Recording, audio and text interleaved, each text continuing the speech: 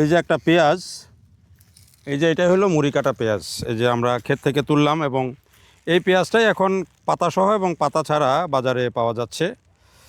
তো এই পেঁয়াজটা এখন আরও বেশি পরিমাণে উঠবে। যে দেখেন আমি যে ক্ষেত দেখাচ্ছি, এই ক্ষেতটা কিন্তু এখন ওই যে পেঁয়াজটাই অবস্থা হয়েছে, এটা আরও 10-15 দিন পর তোলা হবে। তো এই যে আমাদের পেঁয়াজ চাষ এখন কিন্তু একটা ডাইভার্সিফাই হয়েছে, অর্থাৎ পেঁয়াজ বলতে গেলে এখন প্রায় সারা বছরই চাষ হয়। তারপরেও পেঁয়াজের দাম নিয়ে নানা রকমের কনফিউশন থাকে, নানা রকমের জটিলতা থাকে। কেন পেঁয়াজের দাম নিয়ে, মানে এত সারা বছর চাষ হওয়ার পরেও পেঁয়াজের দাম নিয়ে কেন এত কথা হয়, বা পেঁয়াজের দাম কেন এত ওঠানামা করে, কেন কখনো আমদানির কথা বলা হয়, কখনো রপ্তানির কথা বলা হয়। আবার আমাদের পেঁয়াজ যা উৎপাদন হয় সারা বছরে খুব বেশি পার্থক্য নাই, তারপরেও কেন পেঁয়াজ নিয়ে মাঝে মাঝে অনেক বড় আলোচনা হয়। সাম্প্রতিক সময়ে হঠাৎ করে একদিনে 30-35 টাকা পেঁয়াজের দাম বেড়ে গেল, সেটি নিয়ে এক মন্তব্য করে তো আমাদের কৃষি উপদেষ্টা একেবারে বিরাট ঝামেলায় পড়ে গেলেন। তো সেই বিষয়টাই আজকে যে পেঁয়াজের ক্ষেত আপনাদেরকে দেখাবো আর বর্ণনা করব। তো চলুন আমরা একটু দেখি আর বর্ণনা করি। এই যে এটি হচ্ছে একটি পেঁয়াজের ক্ষেত এবং এই হচ্ছে মুড়ি কাটা পেঁয়াজ। কোনটা আগে এটা আপনাদেরকে অনেকেই হয়তো জানেন না, বিশেষ করে যারা শহুরে মানুষ তারা হয়তো শোনেন যে মুড়ি কাটা পেঁয়াজ। এই যে পেঁয়াজটা, এই পেঁয়াজটা রোপণ করা হয়েছে মাসখানেক বা তারও একটু বেশি আগে। এটা হচ্ছে একটা পেঁয়াজ রোপণ করা হয়েছিল, এটাও কিন্তু একটা পেঁয়াজ রোপণ করা হয়েছিল। সেই পেঁয়াজটা ছোট আকারের ছিল, যেটাকে ওই যেহেতু পেঁয়াজ থেকে পেঁয়াজ, এই জন্য এটাকে ওই মুড়ি কাটা বলা হয়। মুড়ি কাটা বলা হয় কারণ হচ্ছে যে এইটার এই যে ওই পেঁয়াজ রোপণ করার পরে এখন এগুলো তো কেটে তারপরে বাজারে নেওয়া হবে, এবং এই কারণে এটাকে কোনো এলাকায় মুড়ি কাটা বলে, কোনো এলাকায় ঢ্যামনা পেঁয়াজ বলে। এটা আঞ্চলিকভাবে বিভিন্ন জায়গায় বিভিন্ন নামে বলে। তো এই যে একটা জমি বেশ লম্বা, প্রায় 1-1.5 বিঘার মতো জমি, এইখানে একটা জমিতে চাষ করা হয়েছে এই পেঁয়াজ। এরকম আমি যেই জমিটা দেখাচ্ছি এটা নাটোরে, এবং নাটোর, রাজশাহী এই অঞ্চলটাতে পেঁয়াজ অনেক হয়, অন্যান্য অঞ্চলেও হয়, এই অঞ্চলটাতে অনেক হয়। তো আমরা আপনাদেরকে বলবো যে কী কারণে যে পেঁয়াজের দামটা ওঠানামা করে। দেখেন আমি 3টা সিজন, যদি মানে বেশ 3টার আরও বেশি হয়ে গেছে এখন পেঁয়াজের সিজন। ধরেন এই যে এখন যে মুড়ি কাটা পেঁয়াজটা যেটা আমরা দেখাচ্ছি, এইটা উঠছে, যেটা আপনারা পাতা সহ এবং পাতা ছাড়া বাজারে পাচ্ছেন। এইটা এখন 80-90 টাকা, আমি যখন ভিডিও করছি তখন 80-90 টাকা কেজি বিক্রি হচ্ছে বাজারে। কৃষকরা হয়তো আর একটু কম পাচ্ছেন, কিন্তু মোটামুটি কৃষকরা দাম পাচ্ছেন। এই জন্য আমি দেখলাম যে কৃষকরা কিন্তু অনেকেই একটু পুষ্ট হওয়ার আগেই কিন্তু পেঁয়াজ তুলে ফেলছেন। এই পেঁয়াজটাও তোলার সময় প্রায় হয়ে গেছে, হয়তো আর 1 সপ্তাহ 10 দিন পর তুলে ফেলবে। আবার যেটি বলা দরকার, যে এই যে পেঁয়াজটা এখন উঠছে, আবার সেই সময় কিন্তু বাজারে যে আগের যে মূল যে আমাদের সিজনের যে পেঁয়াজ, অর্থাৎ বীজ থেকে যে পেঁয়াজ হয়, সেই পেঁয়াজটা কিন্তু এখনও কৃষকের ঘরে আছে এবং বাজারে প্রচুর পরিমাণে আমাদের দেশি পেঁয়াজটাই পাওয়া যাচ্ছে। কিন্তু তারপরেও হঠাৎ করে দাম বেড়ে গেল অনেক। এই দাম বেড়ে যাওয়ার কারণটা সরকারও বুঝতে পারছে না। তো আমরা যখন কোনো কারণ কেউ বুঝতে পারে না, তখন আমরা বুঝি যে এখানে সিন্ডিকেটের কাজ। এবং কৃষি উপদেষ্টা যেটি খুব পরিষ্কার করে বলে ফেলেছেন যে এই মোবাইল ফোনের মাধ্যমে দাম বাড়িয়ে ফেলানো হয়েছে। তার মানে হচ্ছে যে এমন নিয়ন্ত্রণ বাজারের মধ্যে সিন্ডিকেটওয়ালাদের আছে, যেটি তারা চাইলে যে কোনো সময় বাজারকে ভোলাটাইল করে ফেলতে পারে, বাজারকে অস্থির করে ফেলতে পারে। এই যে এই পেঁয়াজটা হবে।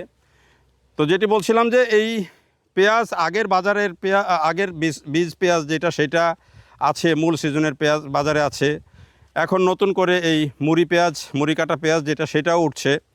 পাশাপাশি আবার বর্ষাকালীন কিছু পেঁয়াজ আমাদের দেশে এখন হয়, যেটি বছর 2-3 আগে থেকে বা 3-4 বছর আগে থেকে যেটির চাষ শুরু হয়েছে। এই ক্রাইসিস মোকাবেলা করার জন্য এটি উদ্ভাবন করা হয়েছিল। সেই বর্ষাকালীন কিছু পেঁয়াজও কিন্তু বেশ ভালো ফলন দিচ্ছে আমাদের দেশে, এবং অনেকেই করছেন সেটা। সেই পেঁয়াজটাও আছে। আবার এই কিছুদিন পর কিন্তু এই মুড়ি কাটা পেঁয়াজের পরেই কিন্তু আবার যে বীজের যে পেঁয়াজ, অর্থাৎ বীজ থেকে চারা উৎপাদন করে সেই চারা দিয়ে যে পেঁয়াজ, অর্থাৎ মূল সিজনের যে পেঁয়াজ, সেই পেঁয়াজটাও উঠবে। এই যে এতগুলো ধাপে আমাদের পেঁয়াজ উৎপাদন হচ্ছে, তারপরও কেন পেঁয়াজের দাম মানে একটা বলা যায় যে স্থিতিশীল জায়গায় কেন থাকছে না, কেন হঠাৎ করে উঠবে, কেন নামবে? এটি কিন্তু 2টা ঘটনাই ঘটে। এক হচ্ছে যে কৃষকরাও বিভ্রান্ত হন, কৃষকরাও বুঝতে পারেন না যে আসলে এবছর বেশি করবেন না কম করবেন।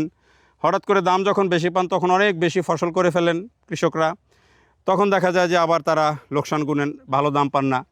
আবার যখন লোকসান করেন পরের বছর গিয়ে কিন্তু আবার বেশি পেঁয়াজ চাষ করেন না, ফলে সেটা আবার একটা নতুন কনফিউশন তৈরি করে।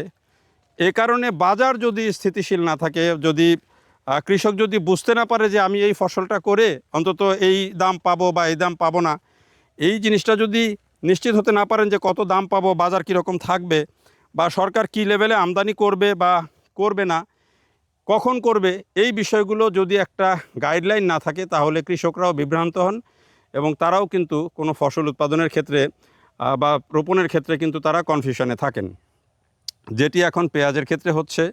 এখন ধরেন পেঁয়াজ এই মুহূর্তে যেই দাম, কৃষকরা খুবই খুশি। তারা এই যে মুড়ি কাটা পেঁয়াজ যেটি দেখাচ্ছি, এই পেঁয়াজ যদি তারা 2000 টাকা মনের উপরে পান, অর্থাৎ কেজিতে 50 টাকা পেলেই কিন্তু তাদের মোটামুটি ভালো থাকবে, যেটি অনেক কৃষক আমাকে জানিয়েছেন। কিন্তু যদি এখন হঠাৎ করে যে পরিমাণে আমদানির কথা বলা হচ্ছে, যদি প্রচুর পরিমাণে আমদানি হয়ে যায় এবং সেই আমদানির ফলে যদি এই পেঁয়াজের দামটা যদি একেবারে নিচে নেমে যায় হঠাৎ করে, তাহলে কিন্তু আবার কৃষক একটা বলে যায় যে একটা লোকসানের মধ্যে পড়বেন, বা অনেকেই হয়তো যেই আশায় পেঁয়াজ করেছিলেন, অনেকে ঋণ নিয়ে করেন, অনেকেই উচ্চ মূল্যের পেঁয়াজের যেই পেঁয়াজটা কিনে রোপণ করা হয় সে পেঁয়াজটাও কিন্তু ভালো দামে কিনতে হয়েছে, তো সেটি নিয়ে তারা কনফিউশনে পড়েন। এ কারণে অনেকেই কিন্তু আবার এই বিষয়টাকে মানে এই যে হঠাৎ করে যদি দাম পড়ে যায় বা হঠাৎ করে দাম অনেক বেড়ে গেলে হয়তো অনেকেই খুশি হন, তখন আবার তো ভোক্তা যারা আমরা কিনে খাই তাদের জন্য বড় বিপদ হয়, কিন্তু কৃষকরা আবার তখন খুশি হন। তো খুশি হলেও সেটি সবার জন্য সহনীয় হতে হবে। অর্থাৎ একটা রাষ্ট্র, একটা সরকার যখন একটা দেশ চালাবে তখন তার সব দিক দিয়েই কিন্তু সেটি মাথায় থাকতে হবে যে আমার কৃষকও যেন বাঁচে, ভোক্তাও যেন বাঁচে, সেটি ব্যালেন্স করার জন্যই কিন্তু রেফারির ভূমিকায় সরকার থাকে। কিন্তু সরকারের সেই নিয়ন্ত্রণ যদি না থাকে, সরকারের লোকজন নিজেরাই যদি বলে যে সিন্ডিকেট এটিকে বাড়িয়ে দিয়েছে, হঠাৎ করে কিছু করতে পারছেন না, তখন হঠাৎ করে বলেন যে এখন আমি প্রচুর পরিমাণে আমদানি করব যাতে করে বাজার ঠিক হয়ে যায়। এটা হচ্ছে সরকারের হাতের কার্ড, সরকার আমদানি খুলে দেয়, এলসি খুলে দেয়, এটা সরকারের কার্ড হাতে থাকে। সরকার কোনো উপায়ন্ত না দেখলে তখন কি করে, প্রচুর পরিমাণে আমদানি করে।